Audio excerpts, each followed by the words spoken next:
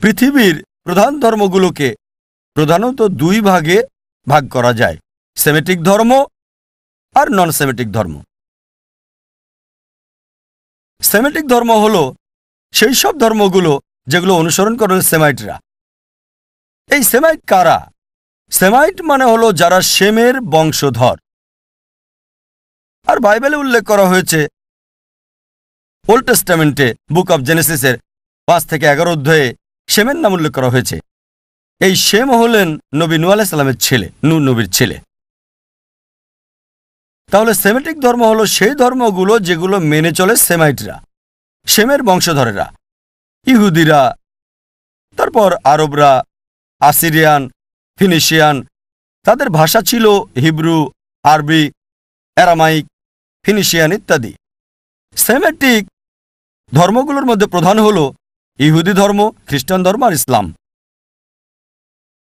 নন Semitic ধর্মগুলোকে আবার দুই ভাগে ভাগ করা যায়, যথা আর্য ধর্ম এবং অনার্য ধর্ম।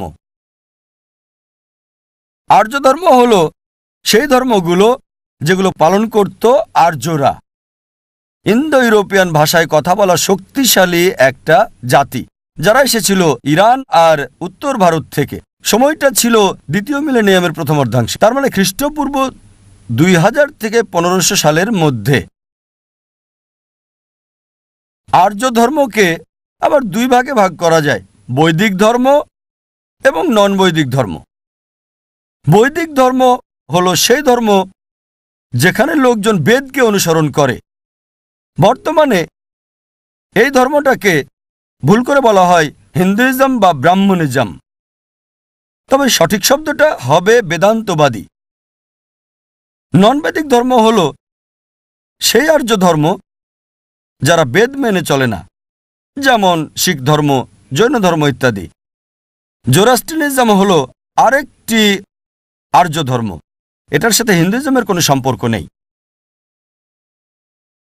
এরপর অনার্য ধর্মগুলো, এদেরকে ভাগ করা হয়েছে তাদের উৎপত্তি স্থান অনুযায়ী। যেমন ধরেন, যে ধর্মগুলোর উৎপত্তি হয়েছে চীন দেশে, যেমন কনফুসিয়ানিজম, তাওইজম।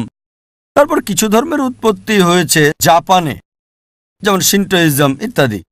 তবে এই অনার্য ধর্মগুলোর বেশিরভাগের ক্ষেত্রেই ঈশ্বর সম্পর্কে কোনো কথা বলা হয়নি, আর এই ধর্মগুলোকে বলা যায় অনেকটা নীতিশাস্ত্রের মতো। আর এই কারণে আজকের এই লেকচারের কথা যদি বলেন পৃথিবীর প্রধান ধর্মগুলোতে ঈশ্বর সম্পর্কে ধারণা, আমি এখানে কথা বলবো আর্য ধর্ম আর সেমেটিক ধর্ম নিয়ে।